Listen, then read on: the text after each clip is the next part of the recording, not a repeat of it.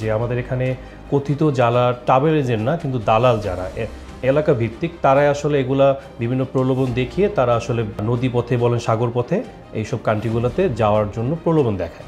কারণ আপনি যখন বাংলাদেশের পুরো বাংলাদেশটা কাভার করবেন কোনো না কোনো পরিবারই দেখবেন কেউ জার্মানি কেউ ফ্রান্স কেউ ইটালির 15 থেকে 20 বছর ধরে আছেন।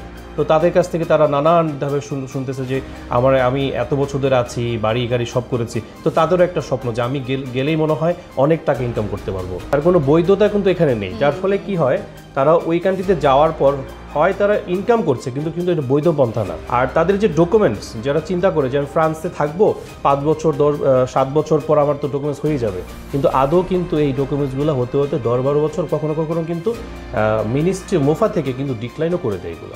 বর্তমানে যে ডোনাল্ড ট্রাম্প আছেন উনি কিন্তু আমেরিকাতে মানে শপথ নেওয়ার আগেই কিন্তু ডিক্লেয়ার দিয়েছিল যারা রিফিউজি আছে তাদেরকে বের করে দেবে, এবং উনি কিন্তু তাই করছে। এবং ইন্ডিয়াতে অলরেডি কিন্তু আমরা দেখেছি একবারে বিশাল একটা অ্যামাউন্টের লোকজনদের কিন্তু ডিপোর্ট করে দিয়েছে, যেমন তারা কিন্তু চলে আসছে। আর এর মধ্যে কিছু বাংলাদেশিও আছে যারা কিন্তু আপনার পাঠায়নি, কিন্তু এখানে কিন্তু আপনার ওনাদের যে জেল আছে জেলে কিন্তু এখনো আছে, বন্দি অবস্থায় আছে আর কি। সুতরাং ফ্যামিলি থেকে বাইরে এমনও হয়েছে যে আপনার বাবা গিয়েছে 10-12 বছর আগে, এদিকে এমনও হয়েছে ছেলের কিন্তু বিয়ে হয়ে গেছে, ছেলের বিয়ে হয়ে বেবি হয়ে গেছে, কিন্তু বাবা কিন্তু বাংলাদেশে ওইভাবে আসতে পারেনি, কারণ আসলে কিন্তু ওনার আর যেতে পারবে না।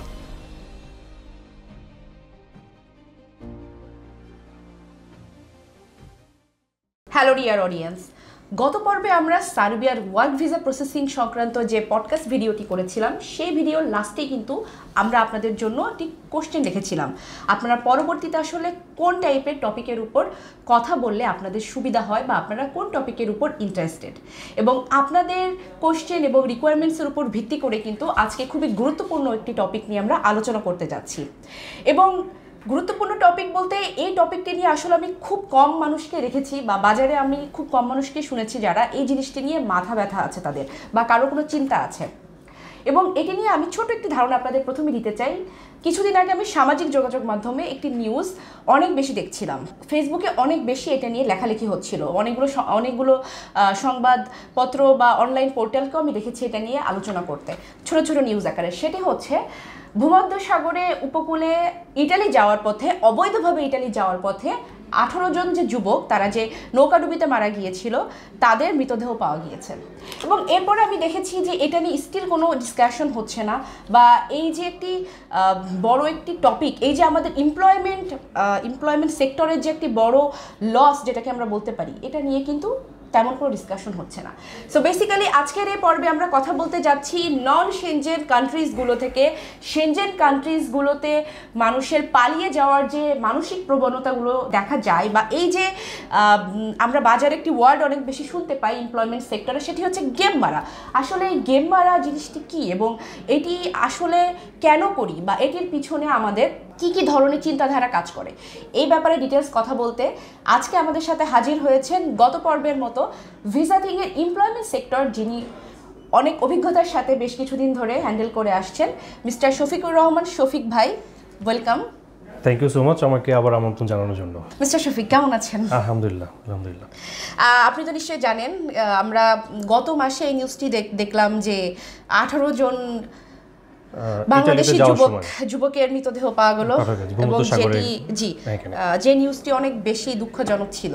তো নিউজটি দেখার পর থেকে আমার, যেহেতু এমপ্লয়মেন্ট সেক্টর আপনিও কাজ করেন, বেশ কিছু অভিজ্ঞতা আমারও আছে, তো আমার এই ব্যাপারটা নিয়ে অনেক খারাপ লাগলো যে আসলে এটা নিয়ে আমরা কেন কোনো কথা বলছি না বা এটার পেছনে রিজন কি। এজন্য বেসিক্যালি আজকে এই পডকাস্টে আপনাকে আমন্ত্রণ করা যে এটার কোনো সলিউশন আসলে আছে কিনা, বের করা যায় কিনা। আপনি কি মনে করেন এই নন সেনজেন কান্ট্রিজগুলো আসলে কোন কান্ট্রিজগুলো? দেখেন, আপনি যে ঘটনাটা বললেন আমি ঘটনার থেকেই শুরু করি। সেটা হলো এই ঘটনা কিন্তু আজকে নতুন না, বিগত আমি যদি বলি যে সেই 90 দশক থেকে কিন্তু এরকম হয়ে আসছে যে আমাদের এখানে কথিত যারা ট্রাভেল এজেন্ট না কিন্তু দালাল যারা এলাকা ভিত্তিক তারাই আসলে এগুলা বিভিন্ন প্রলোভন দেখিয়ে তারা আসলে নদী পথে বলেন সাগর পথে এইসব কান্ট্রিগুলোতে যাওয়ার জন্য প্রলোভন দেখায়।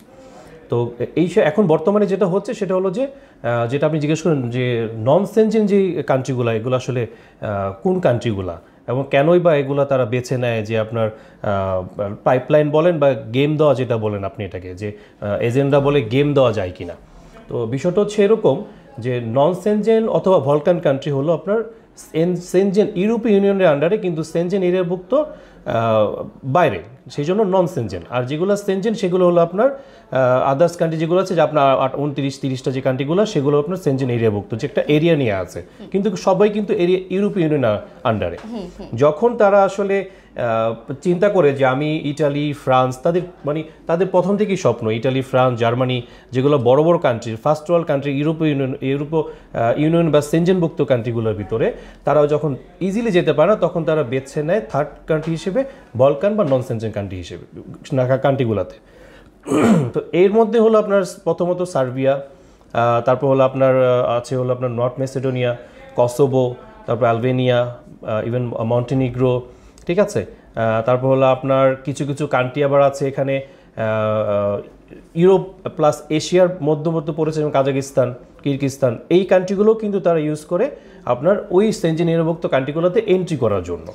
তো আপনি যেটি বলতে চাচ্ছেন, এই যে নন সেনজেন কান্ট্রিগুলো, এই নন সেনজেন কান্ট্রিগুলো বেসিক্যালি সেনজেন কান্ট্রিজ ডোর হিসেবে তারা ব্যবহার করছে, ব্যবহার করছে এখানে। আচ্ছা, তাহলে এই যে নন সেনজেন কান্ট্রিগুলো বলছেন, এই সেনজেন মানে নন সেনজেন কান্ট্রিগুলোর সাথে সেনজেন কান্ট্রিজ আসলে ডিফারেন্স কোথায়? মানে কি ধরনের এক্সপেকটেশন নিয়ে আসলে মানুষ সেনজেন কান্ট্রিতে যাওয়ার কথা ভাবে?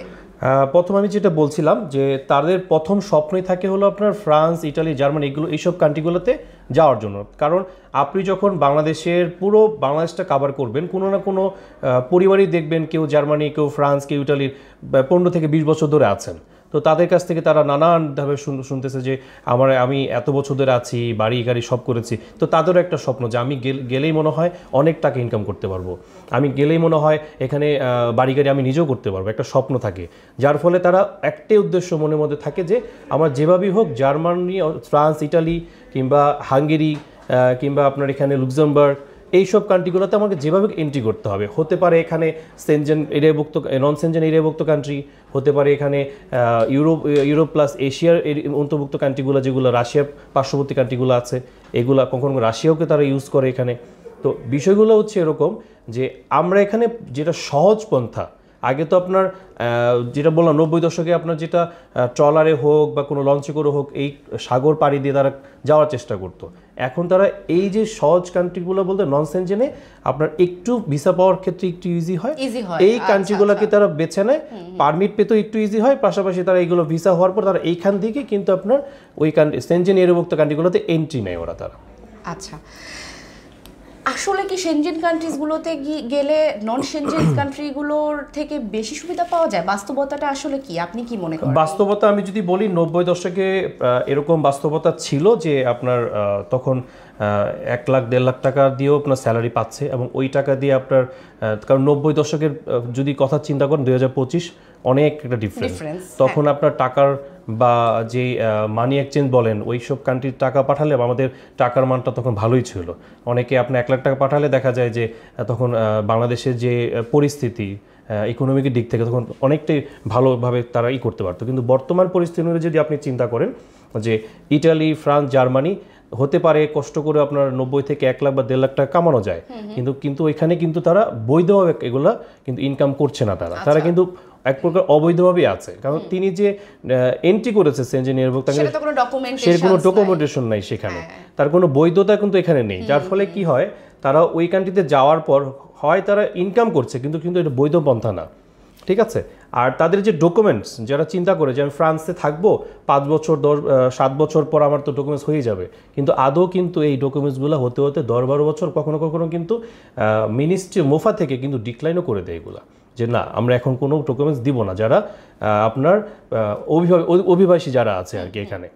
আরেকটা বিষয় হলো যে কখনো কখনো তো আবার যারা ওইখানে অবৈধ থাকে তাদের কিন্তু ধরপাকড় চলো এখানে। এটাই বলতে যাচ্ছিলাম যে আপনি যে বললেন মিস্টার শফিক যে 10-12 বছর পরে, এই 10-12 বছর কি ওনারা স্টে করতে পারেন? মানে এই 10-12 বছর স্টে করতে হলে ওনাদের কি ধরনের সামাজিক বা আইনি ব্যবস্থার সম্মুখীন হতে হয়? অবশ্যই কিছু না কিছু তো থাকবেই। দেখেন, আমরা যেটা জানি ইউরোপীয় ইউনিয়ন বা ইউরোপ কান্ট্রিগুলোর যারা সিটিজেন আছেন তারা অবশ্যই সভ্য জাতি। তারা কখনোই ওইখানকার যে আইন শৃঙ্খলা বাহিনী আছে তারা কখনোই আপনাকে যাওয়ার পরে কিন্তু আপনাকে অ্যাটাক করবে না, বা যাওয়ার পরে কোনো কিন্তু আপনাকে ধরে বাংলাদেশে পাঠিয়ে দেবে না। ওরা কখনো কিন্তু কয়েকটা স্টেপের সুযোগ দেয়। ঠিক আছে, যে আপনার ঠিক আছে তোমরা আসছো, তোমরা বৈধতা নাও। হয়তো একটা পর্যায়ে দেখা যায় একসাথে গত 24-এ হোক বা 23-এ হোক 500 সাপোজ 500-1000 লোক ঢুকেছে, এর মধ্যে হয়তো 50-60 জনকে বৈধতা দিয়েছে, বাকি জনকে আপনার আর বৈধতা দিচ্ছে না। তো অনেকে কিন্তু এরকম মানে হাহাকারের মধ্যে থাকে পরবর্তীতে যে আমরা কবে বৈধতা পাবো। তো ওই নন সেনজেন থেকে সেনজেনে যাওয়ার পরই যে আপনার তারা সুখে আছে, বিষয়টা আসলে খুবই আসলে অবাস্তবতা। আপনি একটা মুভি দেখেছেন কিনা কিছুদিন আগে বলিউডের হিন্দি সিনেমা ডানকি, তো ওখানে আমরা তো দেখেছি, আপনি দেখেছেন কিনা, আমি দেখেছি, আমার ওখানে একটা সিনারিও হঠাৎ মাথায় আসলো যে ওনারা কিন্তু যখন আরেকটি দেশে যাওয়ার পর অবৈধভাবে ওনাদের কিন্তু রিফিউজি হিসেবে কাউন্ট করা হয়। তো সেনজেন কান্ট্রিজ গুলোতেও কি এরকম? সেনজেন কান্ট্রিগুলোতে এরকম এখন রিফিউজি কাউন্ট করে, কিন্তু আগে যেরকম আপনার হিরিক একটু কম ছিল, এখন হিরিক কিন্তু বেড়ে গেছে এখানে। যেমন আপনি দেখুন এই যে বর্তমানে যে ডোনাল্ড ট্রাম্প আছেন, উনি কিন্তু আমেরিকাতে মানে শপথ নেওয়ার আগেই কিন্তু ডিক্লেয়ার দিয়েছিল যারা রিফিউজি আছে তাদেরকে বের করে দিবে, এবং উনি কিন্তু তাই করছে। এবং ইন্ডিয়াতে অলরেডি কিন্তু আমরা দেখেছি একবারে বিশাল একটা অ্যামাউন্টের লোকজনদের কিন্তু ডিপোর্ট করে দিয়েছে, যেমন তারা কিন্তু চলে আসছে। আর এর মধ্যে কিছু বাংলাদেশিও আছে যারা কিন্তু আপনার পাঠায়নি, কিন্তু এখানে কিন্তু আপনার ওনাদের যে জেল আছে, জেলে কিন্তু এখনো আছে, বন্দি অবস্থায় আছে আর কি। তো ওই সিস্টেম কিন্তু বা ওই ধারাতে কিন্তু ইউরোপীয় ইউনিয়নও কিন্তু আগাতে যাচ্ছে আছে। ইটালি, জার্মানি, যদিও ইটালি, জার্মানি, ফ্রান্স, সেনজেন-এরভুক্ত কান্ট্রিগুলা নতুন না, তারা আসলে অনেক আগে থাকতেই কিন্তু আপনার এই কার্যক্রম চালিয়ে আসছিল। আমি যদি 2017-18 দিকে যদি আপনি এই নিউজটা পেয়েছেন কিনা জানি না, সেটা হলো পোল্যান্ডে অনেকে এই নন সেনজেন বা রাশিয়া কিংবা আপনার আদার্স লিবিয়া দিয়ে পার হয়ে ইটালিতে চলে যেত। যখন তারা ইটালি থেকে অন্য কান্ট্রিতে চলে যেত, ইটালিতে যাওয়ার পরে কিন্তু তারা সুখে নেই। তারা ইটালিতে যাওয়ার পরে কিন্তু অনেক টাকা কামাতে পারছে না, কাগজপত্র হচ্ছে না। যখন তারা 5 বছর, 7 বছর বা 10 বছর থেকে কোনো ডকুমেন্টস পায় না, তখন কিন্তু তারা আবার অন্য একটা কান্ট্রিতে যেতে পারে। যেটা আমরা জানি যে সেনজেন-এরভুক্ত কান্ট্রিগুলোতে কিন্তু ওপেন, যে কেউ কিন্তু অন্য কোনো বাস বা ট্রেন দিয়ে কিন্তু যেতে পারে। হ্যাঁ, 2-3 ঘন্টার ডিফারেন্স থাকে। কিন্তু তখন হয়েছিল ইটালির বর্ডার কিন্তু তখন এই সব রিফিউজিদের জন্য কিন্তু ব্লক করে দিয়েছিল, লক করে দিয়েছিল। পাসপোর্ট দেখে দেখে তারা কিন্তু এন্ট্রি দিচ্ছিল অন্য কান্ট্রিতে। পাশাপাশি পোল্যান্ডেও কিন্তু সেম, ইস্তোনিয়া থেকে পোল্যান্ড বা আদার্স কান্ট্রিতে যাওয়ার সময় কিন্তু পোল্যান্ড থেকে কিন্তু যারা গিয়েছিল পোল্যান্ডে, তারাও কিন্তু ডকুমেন্টস করতে পারছিল না। গভর্নমেন্ট থেকে আপনার সেই 16-17 সালে গভর্নমেন্ট থেকে একটা নির্দেশনা আসছিল, যারা রিফিউজি তাদের কোনো ডকুমেন্টস হবে না। তারা কিন্তু তখন ওই পোল্যান্ড থেকে অন্য কান্ট্রিতে যাওয়ার সময় কিন্তু অনেক বাংলাদেশে কিন্তু আপনার ধরে ওই পার্শ্ববর্তী লিবিয়াতেই কিন্তু আবার পাঠিয়ে দিয়েছে। ঠিক আছে, তো অতএব কখনোই কিন্তু যারা রিফিউজি বা নন সেনজেন বলেন বা এশিয়ার যে কান্ট্রিগুলো আছে, ইউরোপ, এশিয়ার মধ্যবিত্ত, রাশিয়া যেগুলো আছে, কাজাকিস্তান, এগুলো দিয়ে যারাই আপনার এন্ট্রি করতে যাচ্ছে, তারা কিন্তু একটা না একটা পর্যায়ে কিন্তু বিপদে পড়ছে। তারা কিন্তু মানে আমি বলবো অনেক বছর ধরে ফ্যামিলি থেকে বাইরে।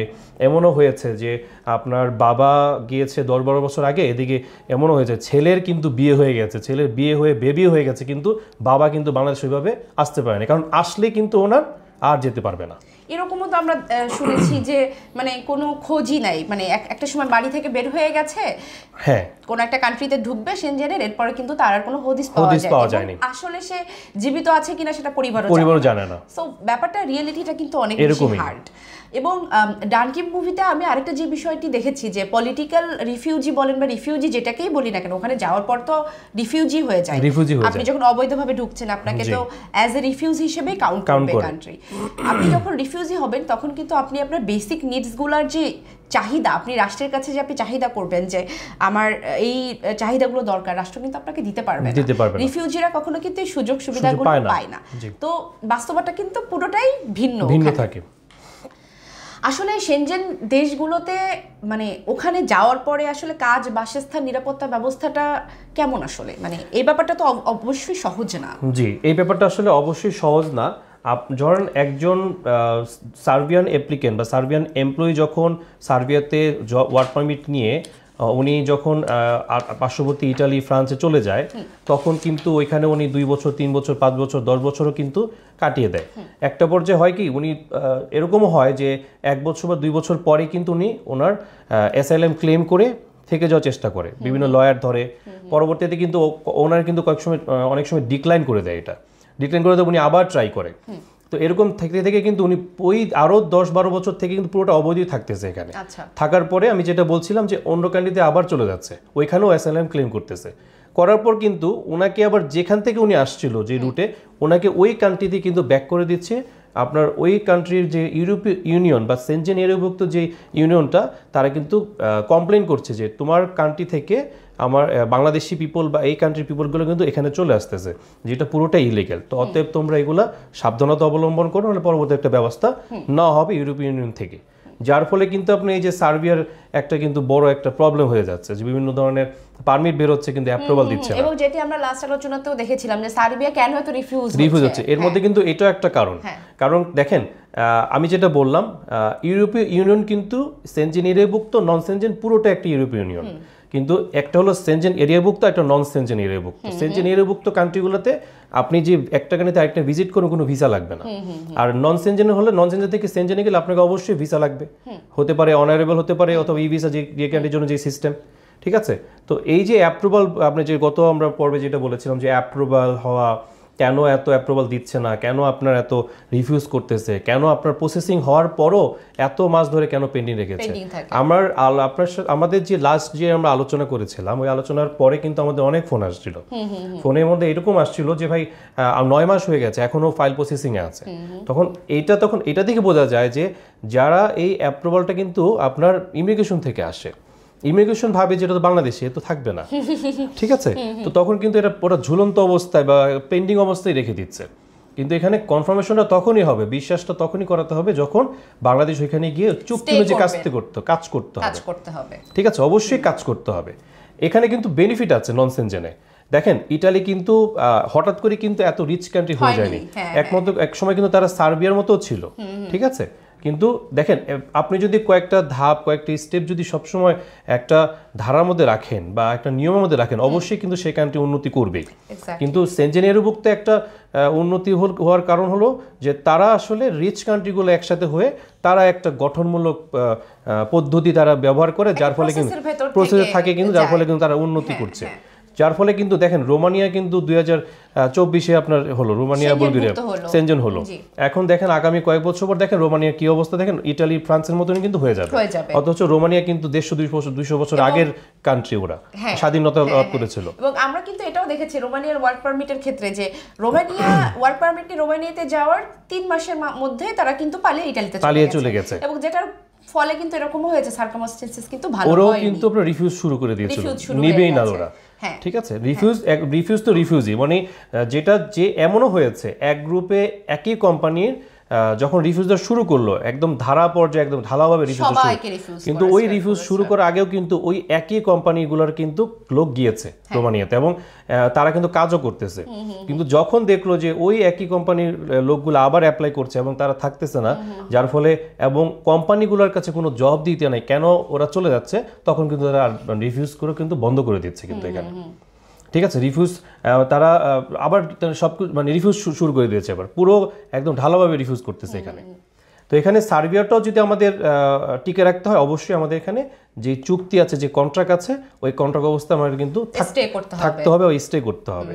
এখানে দেখেন আমি একটা বেনিফিটগুলো নিয়ে আসি এখানে একটা পর্বে, সেটা হলো যে সার্বিয়া বা বলকান কান্ট্রি বা নন সেনজেনে যদি থাকেন আপনি, এখানে ওরা সুযোগ দেয়, এখানে 2 থেকে 3 বছর বা সর্বোচ্চ 5 বছরের ভিত্তিতে কিন্তু আপনি এখানে পিআর পেয়ে যাচ্ছেন, ঠিক আছে, যেটার জন্য যারা ইটালি ফ্রান্সের জন্য এত হুমড়ি খেয়ে পড়ে পার্মানেন্ট রেসিডেন্টের জন্য। পার্মানেন্ট রেসিডেন্ট হওয়ার পর 2 থেকে 3 বছর পর পাসপোর্টের জন্য অ্যাপ্লাই বা আরো 5 বছর পর অ্যাপ্লাই করতে পারবে। কিন্তু আপনাকে ওই সেই সুযোগটা কিন্তু সার্বিয়া বা আদার্স নন সেনজেন বা বলকান কান্ট্রি করে দিচ্ছে, কিন্তু সেই সুযোগটা আমাকে তখনই কাজে লাগাতে পারবো যখন আমি ওদের কন্ট্রাক্ট অনুযায়ী আমি এখানে স্টে করতে পারবো, এখানে আমি ওইখানে ওদের শর্ত মতো কাজ করতে পারবো। দেখেন সার্বিয়া আপনাকে যেহেতু ওরা আপনার ডেভেলপমেন্ট কান্ট্রি ইউরোপীয় ইউনিয়নের ভিতরে বাংলাদেশের মতন, তা আমি বলবো যে ওরা প্রথমে যে স্যালারিগুলো দেয় আপনার 50 থেকে ওদের স্যালারি শুরু হয় বাংলাদেশের কারেন্সি অনুযায়ী, তো সব 50 থেকে 60, 65, 70, ইভেন একটু ভালো স্কিল হলে 80, 1 লাখও পাওয়া যায় এখানে স্যালারি। এবং এখানে 8 ঘন্টা কাজ করবেন, 8 ঘন্টার পরে যদি আপনার কাজের প্যাটার্ন ভালো হয় বা কাজ করে যদি আপনি কমফোর্টে থাকেন বা কোম্পানিকে যদি আপনি স্যাটিসফাই করতে পারেন, সেক্ষেত্রে কিন্তু ওরা আপনাকে ওভারটাইম দিয়ে দেবে, ওভারটাইম করার সুযোগ দিচ্ছে। ম্যাক্সিমাম কোম্পানি কিন্তু এখানে ওরা কিন্তু থাকা খাওয়া দিচ্ছে, হয়তো আপনাকে রান্না করে দিবে না, আপনাকে অ্যাপ্রক্সিমেট 1 উইকের জন্য 1 সপ্তাহের একটা অ্যামাউন্ট দিচ্ছে, তুমি বাজার করে খেতে পারবা। তার মানে থাকা খাওয়া কিন্তু ফ্রি কোনো কান্ট্রি। আর যদি থাকা খাওয়া 3 বেলায় না ফ্রি থাকে, থাকাটা অবশ্যই ফ্রি দিচ্ছে, কোনো বেলায় ওকে শুধু দুপুর টাইম যখন কাজ করছে ওই লাঞ্চ টাইম কিন্তু ওকে ফ্রি দিচ্ছে খাবারটা।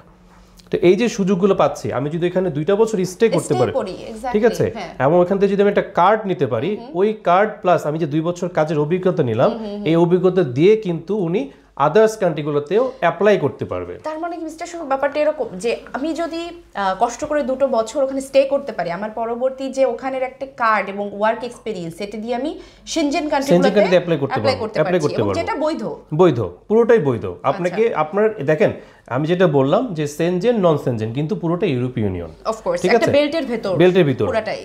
আমাদের বাংলাদেশে দেখবেন স্যামসাং প্লাস আদার্স অনেক ফার্স্ট কান্ট্রিগুলোর অনেক কোম্পানি আমাদের এখানে ইনভেস্ট করে। কি জন্য? আমাদের এখানে যে পরিমাণ একটা স্যালারি দেওয়া লাগে, আদার্স কান্ট্রিগুলোতে যদি আপনি ইউরোপিয়ান ইউনিয়নের কোনো লোককে যদি আপনি স্যালারি দেন, আরো বেশি স্যালারি দিতে হয়। ঠিক সার্বিয়ানতেও এই একই সিস্টেম, একই পন্থা অবলম্বন করে জার্মান, ফ্রান্স, ওরা কোম্পানিগুলো ওইখানে আপনার অনেক দেখবেন ইনভেস্ট করে, ওইখানকার কান্ট্রিগুলোকে আপনার স্যালারি নিম্নমানের একটা স্যালারি দেয়, যেটা যথেষ্ট মানে একটু ভালো মানের হয়, কিন্তু এত হাই স্যালারি হয় না। কিন্তু আপনি ওইখানে যদি কোনো কোম্পানির সাথেই করতে পারেন, আমার 2 বছর অভিজ্ঞতা আছে, আমার রেসিডেন্ট কার্ড আছে, আমি এখানে এত বছর কাজের অভিজ্ঞতা, আপনারা আমাকে নিতে চান কিনা, তখন কিন্তু ওরা ভাববে যে ও তো এখানে কাজ করেছে। আচ্ছা মিস্টার শফিক, আমরা এখন একটু কথা বলতে চাচ্ছি এই যে এমপ্লয়মেন্ট সেক্টরে গেম মারা যে ওয়ার্ডটা আমরা শুনতে পাই, বা একটি বর্ডার ক্রস করে অন্য একটি দেশে যাওয়ার যে প্রবণতা, এটা বাস্তব চিত্র তো আরও বেশি ভয়াবহ, তাই না? আমি কিছুদিন আগে একটি নিউজ পড়েছি, যেখানে আমি দেখেছি যে মেক্সিকো বর্ডার, যেটি আমরা সব থেকে বলে থাকি ওয়ার্ল্ডের সব থেকে ভয়াবহ বর্ডার, আমেরিকান মেক্সিকো বর্ডার, এই বর্ডারে কিন্তু বর্ডার ক্রস করতে যে বাচ্চা শিশু সহ কিন্তু 22 জন ডেড, জঙ্গল সাগর পাড়ি দিয়ে পৌঁছাচ্ছেন, কিন্তু বর্ডার গার্ডের গুলি কিভাবে থামাবেন? হ্যাঁ, বাস্তবতা আসলে এটাই। দেখেন, বর্তমানে যে আপনি যে পরিস্থিতি যেটা দেখছেন, শুধুমাত্র মেক্সিকো ইউএস এর বর্ডার না, এখানে কিন্তু আপনি যেটা বললেন পুরো ওয়ার্ল্ডের বর্ডারটাই কিন্তু এখন একটা যুদ্ধ পরিস্থিতির মতো হয়ে আছে, যে কোনো সময় যে কারো যুদ্ধ মতো হয়ে আছে। আজকে ইসরায়েল ফিলিস্তিনি, আজকে রাশিয়া ইউক্রেন, হ্যাঁ রাশিয়া ইউক্রেন হয়ে যাচ্ছে। সো মিস্টার শফিক, আসলে লাস্টে যে বিষয়টি নিয়ে কথা বলতে চাচ্ছি, এই যেটি আমরা দেখতে পাই কিছু কিছু সংবাদপত্রে, যে নন সেনজেন কান্ট্রিগুলো থেকে সেনজেন কান্ট্রি, বা এরকম শুধু নন সেনজেন এবং সেনজেন নাই, এই পুরো চিত্রটা তো পুরো ওয়ার্ল্ডেরই, যে আপনি এক বর্ডার থেকে আরেক বর্ডারে এই যে গেম মারা যেটিকে আমরা বলি, এই বর্ডার ক্রস করার সময় অনেকেই কিন্তু প্রাণ হারান। এই বাস্তব চিত্রটা তো আরও বেশি ভয়াবহ। আমি কিছুদিন আগে গত বছর একটি নিউজের কথা যেটা আমি দেখলাম, যে পৃথিবীর সব থেকে যেটিকে আমরা বলে থাকি ভয়ঙ্কর বর্ডার, যেটিকে বলে থাকি ইউএসএ মেক্সিকো বর্ডার, এবং সেই মেক্সিকো বর্ডারে কিন্তু বাচ্চা সহ ইনস্ট্যান্ট 22 জনের ডেথ। তো এই ব্যাপারটি বাস্তব চিত্রে কিন্তু আরও বেশি ভয়াবহ। তো এইটি ব্যাপারে আপনি কি বলতে চাচ্ছেন? দেখেন, এগুলো আসলে শুধু ইউএসএ এবং মেক্সিকোর বর্ডারে হচ্ছে না। আপনি সেনজেন নন সেনজেন যে বর্ডারগুলো আছে, প্রত্যেকটা বর্ডারে একই।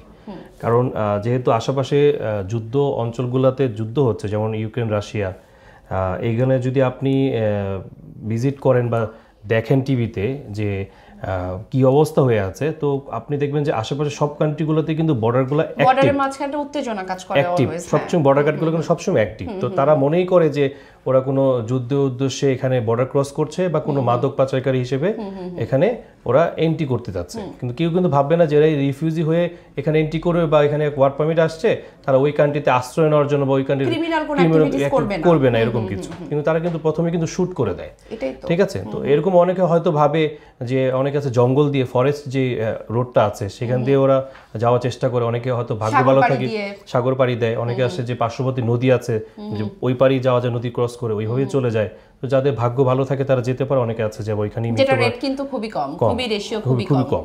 বাস্তবতা আসলে খুবই ভয়ঙ্কর। অতএব এগুলো আসলে এড়িয়ে যাওয়াই ভালো আমার মতে। এড়িয়ে যাওয়া ভালো বলতে, দেখেন আমাদের তো প্রত্যেকটা মানুষের সাথে একটি করে পরিবার থাকে, এবং যেই মানুষগুলো জীবন হারাচ্ছে, আপনি নদী পথে বলেন, সাগর পথে বলেন, জঙ্গল পাড়ি দিয়ে, এরা পরিবারদের কি অবস্থা হচ্ছে, প্রত্যেকটা মানুষের সাথে একটা পরিবার থাকে, পরিবারগুলো একটা আশা নিয়ে থাকে যে সেই লোকটি ওই দেশে গিয়ে বেটার একটা এমপ্লয়মেন্টের সুযোগ পাবে, তাদের লাইফ স্টাইল বেটার হবে, তাই না? সবার তো মেইন কনসার্ন এটাই থাকে, বেটার ওয়েতে একটু জীবনটা চালানো। তো এই যে ভালো জীবনের উদ্দেশ্যে এই যে আমরা নিজেদের জীবনটাই ঝুঁকি নিয়ে যে অন্য দেশে যেতে চাই, এই ব্যাপারটা আমার মনে হয় সম্পূর্ণ এড়িয়ে যাওয়া উচিত, এবং আমার মনে হয় এটি নিয়ে আমাদের ভয়েস রেইজ করা উচিত, আমাদের এখন এটি নিয়ে সচেতনতা বাড়ানো উচিত। তো আপনি আসলে কি মনে করেন যে আমাদের অডিয়েন্স, আমাদের শুধু অডিয়েন্স না, মানে আমাদের সাইড থেকে পরামর্শ কি হতে পারে? আমাদের সাইড থেকে আসলে পরামর্শ এটি হতে পারে যে বাস্তব অভিজ্ঞতা থেকে, কারণ আমরা তো আসলে শুধুমাত্র বাংলাদেশি দিনে কাজ করি না, বাংলাদেশ ওইখানে যারা গিয়েছে অলরেডি তাদের থেকেও আমরা অনেক কিন্তু ফিডব্যাক পাই। সেটা পরামর্শ বলেন বা সেক্ষেত্রে বলেন কোনো উপদেশ বলেন। তো আমার এরকম অনেক ক্লায়েন্ট আছেন যারা আসলে 23-24-এ রোমানিতে, 24-এ তো অত ওয়ার্ক পারমিট বের হয়নি, 23-এ অনেকগুলো ওয়ার্ক পারমিট বের হয়েছে। তো তারা আসলে পারমিট নিয়ে তারা অলরেডি রোমানিয়াতে আছে, কেউ সার্বিয়াতে আছে। তো তাদের বাস্তব অভিজ্ঞতা যেটা হলো যে তারা যখন ওই কান্ট্রিতে যাওয়ার পর যেটা দেখলো যে তারা কিছু ম্যাক্সিমাম আমার যে কান্ট্রিগুলোতে যারা গিয়েছে সার্বিয়া রোমানিয়াতে অনেকে কিন্তু এখানে স্টে করেছে, আবার অনেকে কিন্তু পালিয়ে গিয়েছে। পালিয়ে যাওয়ার পরেও কিন্তু অনেকে ইটালি ফ্রান্স থেকেও আমাকে নক করেছে যে ভাই এরকম অবস্থা যে আমি তো চলে আসছি সার্বিয়া থেকে বা রোমানিয়া থেকে, আমি তো এখন আমার ভাইকে আনতে যাচ্ছি, কিন্তু এখান থেকে কিন্তু ওয়ার্ক পারমিট ইস্যু করছে না বা ইস্যু করতে দিচ্ছে না, বা ইস্যু করলেও কিন্তু এখানে এই পরিস্থিতি। তখন যেটা বাস্তবতা দেখেন কোন জায়গাটাতে কি প্রবলেম হয়ে আছে, যে ভাই নিয়ে যাচ্ছে ছোট ভাইকে, কিংবা চাচা নিয়ে যেতে যাচ্ছে ভাতিজাকে, কিংবা বাবাই নিয়ে যেতে যাচ্ছে তার ছেলেকে, কিন্তু নিয়ে যেতে পারছে না। একটাই কারণ হলো যে ওদের মধ্যে যে বিশ্বাসটা, যে বিলিভের একটা বিষয়, সেটা কিন্তু উঠে গেছে। ঠিক আছে, যারা এমপ্লয়ার আছে, কোম্পানি আছে, তারা ভাবেই যে তোমার লোক তো এসব কাজ করবে না, চলে যাবে। তার মানে সরাসরি কিন্তু সে ইটালি কিন্তু নিয়ে যেতে পারবে না, সে কিন্তু বের করতেছে সার্বিয়া অথবা রোমানিয়ার কোনো ওয়ার্ক পারমিট। কিন্তু সেই যে প্রবলেম যেটা বললাম, অ্যাপ্রুভাল জটিলতা, সেখানে আবার রোমানিয়াতে যে ভ্যালিডেশন পাওয়া, রোমানিয়াতে যে আপনার ইন্টারভিউ ফেস করার পরে আপনার এখানে যে রিফিউজ হয়ে যাওয়া, এটা কিন্তু এটারই একটা প্রভাব। তার মানে আমি যে সুখে আছি এরকম না, আমার ফ্যামিলি কিন্তু এখানে সুখে নাই, আমি এখানে কিন্তু রিফিউজ হিসেবে পড়ে আছি। পাশাপাশি আমার যে ভাইকে নিয়ে যেতে যাচ্ছি সার্বিয়া রোমানিয়া হয়ে, সেটা কিন্তু পারছি না আমি নিয়ে যেতে। তার মানে আমার নিজের পায়ে নিজেই কুড়াল মারতেছে এক পর্যায়ে। তো ইনাদের জন্য আমাদের পরামর্শ কি হতে পারে? তাদের জন্য একটাই পরামর্শ হলো যে আপনারা ওয়ার্ক পারমিট বের করেন, ওয়ার্ক পারমিট বের করার পর যাদের জন্য ওয়ার্ক পারমিট, তাদের কাছে মানে জেনেই নেন যে তোমার এখানে 1-2 বছর বা 3 বছরের কন্ট্রাক্ট থাকতে হবে, থাকলে তোমার এই বেনিফিট, তোমার বেনিফিটগুলো আপনারা ওনার কাছে বেশি করে বলেন, যে চান যে বেনিফিটগুলো কি হতে পারে, এখানে তোমার আসলে কি বেনিফিটগুলো হবে। বেনিফিট হওয়ার পর বেনিফিট ওইখানে যে আপনি 2 বছর থাকবেন, ওইখানে একটা বেনিফিট, 2 বছর কাজ করা শেষ করার পর এক্সপিরিয়েন্স প্লাস ওই যে পিআর কার্ড নিয়ে ওই আপনার সেনজেনিয়ারভুক্ত কান্ট্রিতে গিয়ে একটা বেনিফিট, এগুলো বেশি করে আলোচনা করতে হবে ওনাদের কোনো পরিবারের সদস্যদের সাথে। যদি বেনিফিটের জায়গায় যদি আমি বলি যে আমি জার্মানিতে ফ্রান্সে এসে ভালোই আছি, অবৈধ থাকলেও ভালো আছি, সেক্ষেত্রে কিন্তু ওই একই পরিস্থিতি হবে। ঠিক আছে। আর এখানে আমরা যেটা গত ভিডিওতে দেখলাম, অনেক এজেন্ট এখানে আমাদেরকে কমেন্ট করেছে, যারা আমাদের বাংলাদেশি এজেন্ট যারা, তো তাদের জন্য আমার একটা পরামর্শ হিসেবে নিতে পারে, অথবা কোনো কথা হিসেবে নিতে পারে, উপদেশ যেটাই হোক না কেন, তারা যেটা করতে পারে সেটা হলো, যারা সত্যিকার আসলে বিজনেস করতে চান, তারা অবশ্যই যে পারমিটটা বের করছেন সেই কোম্পানি সম্পর্কে একটু জেনে নেবেন, প্রপারলি যাতে ইনফর্ম থাকে, যাতে এখানে যে কোম্পানির সাথে আপনারা কাজ করতেছেন সেই কোম্পানি তো আপনাকে পিপিজেড দিয়ে বলেই দিচ্ছে 100-500 জন লোক নেবে, সেই কোম্পানিকে আসলেই কি এখানে 100-200 জন বা 500 জনের লোক রাখার অ্যাবিলিটি রাখে, আছে কি না ক্যাপাসিটি সেখানে, নাকি 100 জনকে নিয়ে যাওয়ার পরে 10 জনকে আপনার কাজে দিয়ে বাকি 90 জন কিন্তু অসহায় হয়ে থাকে, তাদের ফিউচারটাকে, ভবিষ্যৎটা কি, তারাও কিন্তু আপনার ভবিষ্যতে কিন্তু ওই নন সেনজেন পাড়ি দিয়ে কিন্তু সেনজেন এরভুক্ত কান্ট্রিগুলোতে এন্ট্রি নেয়। তো আমাদের সব দিকেই কিন্তু আমাদের বিবেচনা করতে হবে, যারা ইন্ডিভিজুয়াল ক্লায়েন্ট, যারা প্লাস হলো যারা এজেন্ট আছেন, ঠিক আছে, কারণ আমাদের তো এজেন্ট নিয়ে কাজ, আমাদের এজেন্ট আমাদের মাধ্যমে উপকৃত হচ্ছে, আমরাও তাদের মাধ্যমে উপকৃত হচ্ছি। তো যারা আসলে প্রপারলি তাদের বিজনেস, আপনি একটা ক্লায়েন্ট নিয়ে কাজ করেন, একজনকে দিয়ে প্রফিট নেন, ঠিক আছে, আপনি 100 জনকে নিয়ে কাজ করবেন, দেখা যাবে যে আপনি ওয়ার্ক পারমিট ভালোভাবে বের করেছেন, ওইখানে আসলে দরকার 20 জনের, বাকি 80 জনকে আপনি কোথায় কি করবেন, কিন্তু তারা কিন্তু ওইখানে চলে যাচ্ছে, নন সেনজেন বাধ্য হয়ে চলে যাচ্ছে, তারা কিন্তু ফিরার কোনো কিন্তু পথ নেই, তাদের ভবিষ্যৎটা কি অন্ধকার, কথা কিন্তু চিন্তা করতে হবে, এই লোকগুলোর কথা অবশ্যই চিন্তা করতে হবে। তার মানে আমরা জেনেই কিন্তু এখানে ওয়ার্ক পারমিটটা বের করা উচিত করতে হবে। আমার আরেকটা জিনিস যেটি মনে হয়, সো কেউ যদি আমাদেরকে এভাবেও বলে যে লোকালস যাদেরকে আমরা একদম এজেন্টস, যাদেরকে আমরা দালাল বলে থাকি, এবং এটা কিন্তু আমাদের রুরাল পর্যায়ে অনেক বেশি প্রচলিত, যে দালালকে আপনি পার পার্সন আপনি 12 লাখ টাকা দিয়েছেন, দালাল আপনাকে বলেছে আপনাকে বর্ডার পার করে দিবে, এই কান্ট্রিতে এন্ট্রি দিবে। আমার মনে হয় আমাদের এই চিন্তাধারা থেকে দালালের এই যে ফাঁদ, এই ফাঁদ থেকে সম্পূর্ণরূপে বের হয়ে আসতে হবে। আমাদের অবশ্যই দালালের এই ধরনের ফাঁদ থেকে বেরিয়ে আসতে হবে। আমাদের আসলে যারা প্রকৃত এজেন্ট, যারা আসলে ওয়ার্ক পারমিটে সত্যি কাজ করে থাকে, তারা কিন্তু আসলে এজেন্ট, তারা কিন্তু দালাল নয়। দালাল কিন্তু আসলে যারা লাইসেন্স এজেন্ট, কিন্তু তারা দালাল হলো তারাই যাদের কোনো লাইসেন্স নেই, যারা আপনার গ্রাম্য পর্যায়ে যারা আসলে লোক জোগাড় করে দেয়, থার্ড পার্টি যেটা আর কি, ঠিক আছে, তাদের তারাই আসলে মূলত দালাল। তারাই আসলে কথার আসলে মিল না রেখে আসলে লোকগুলো টাকাগুলোকে নিল, তারপর যেভাবেই হোক একটা ট্রলারে করে পাড়ি দিল, এরপর তুমি বাঁচবে নাকি মরবে সেটা আমার আমার টাকা পেলেই হলো, ঠিক আছে। মাঝখান থেকে আমাদের যারা অথেন্টিক ওয়েতে যারা যে এজেন্টগুলো কাজ করতে চায় তাদের আসলে প্রবলেম হয়ে যায়, লসটা হয়। বা এই যে আমাদের মতো যারা এই আমাদের এমপ্লয়মেন্ট সেক্টর নিয়ে ভাবে, তাদের চিন্তাধারা আর একটু বেড়ে যায়, বা তাদের এই ব্যাপারগুলো নিয়ে কষ্ট হতে থাকে যে আসলেই তো আলটিমেটলি এরা তো আমাদেরই। আমার আসলে বাস্তবই হলো যে আমাদের বাংলাদেশি যারা লোকবল আছেন তাদের এখনো বাইরে কান্ট্রিতে অনেক ডিমান্ড, এতটাই ডিমান্ড যে রোমানিয়ান যারা আছেন তারা কিন্তু ওদের কান্ট্রিতে কাজ করে না, সার্বিয়ান যারা আছে ওদের কান্ট্রিতে কিন্তু কাজ করে না, ওরা কিন্তু আদার্স ইঞ্জিনিয়ারভুক্ত কান্ট্রিগুলোতে কিন্তু ওরা চলে যায়, ঠিক আছে।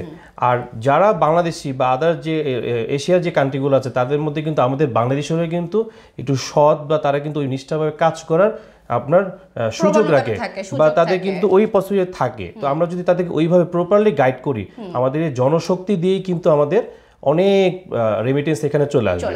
এই দিকটা থেকে যদি আমাদের গভর্নমেন্ট যদি একটু ভালোভাবে নজর দেয় যে কি জন্য ওরা চলে যাচ্ছে, কোন জায়গাটাতে প্রবলেম, আসলে ওখানে যাওয়ার পরে কি ধরনের প্রবলেম ফেস করতেছে, এখানে যদি ওরা যদি ওই প্রবলেমগুলো ফেস করে যে আমি তো এখানে যাচ্ছি, যাওয়ার পর তো আমি রেসিডেন্ট কার্ড পাচ্ছি না, নন ইঞ্জিনিয়ারভুক্ত নন কান্ট্রিগুলোতে রেসিডেন্ট কার্ড কেন পাচ্ছি না, ওরা তো বিশ্বাস করছে না যে তুমি আগামী 2 বছর থাকবা। যদি এরকম যদি বিশ্বাস করাতে পারি, অবশ্যই কিন্তু কোম্পানিগুলো আপনাকে কার্ড দেওয়ার জন্য সবসময় রেডি থাকে। আমার মনে হয় এই আলোচনা দিয়ে আমরা বড় একটি বিষয় কভার করতে পারলাম, এবং এ ব্যাপারে আমাদের ঊর্ধ্বতন যারা কর্তৃপক্ষ আছেন, আমাদের যে ফরেন মিনিস্ট্রি আছেন, এই ভিডিওর মাধ্যমে আমরা তাদেরও দৃষ্টি আকর্ষণের চেষ্টা করব যাতে আমাদের বাংলাদেশের জনশক্তি নিয়ে তারা আরও বেশি অ্যাক্টিভ হন, এবং আমাদের ভেতর যাতে আমাদের মানুষগুলোর ভেতর যাতে সচেতনতা আরও বাড়তে থাকে। Thank you so much mister Shafiq, আপনাকে ধন্যবাদ আমাদের সাথে থাকার জন্য। ডিয়ার অডিয়েন্স, এই ভিডিও দ্বারা আপনাদের কাছে আমরা খুবই ইম্পর্টেন্ট একটি বিষয় নিয়ে আলোচনা করার চেষ্টা করেছি। আপনারা কমেন্টে জানাবেন আপনারা পরবর্তীতে কোন বাংলাদেশের এমপ্লয়মেন্ট সেক্টরের কোন টপিকটি নিয়ে আলোচনা করলে আপনাদের জন্য উপকার হয়। আমরা চেষ্টা করব আপনাদেরকে সেই টপিকটি নিয়ে আলোচনা করার। পরবর্তীতে এই স্টুডিওতে আপনাদের সাথে আবার দেখা হবে, এবং এরকম মার্কেটে যত আরও ইস্যু হয়ে আছে এই ইস্যু সংক্রান্ত আরও বিস্তারিত ভিডিও দেখতে সাবস্ক্রাইব করুন ভিজাথিং এর ইউটিউব চ্যানেলে। And thank you so much for being with us.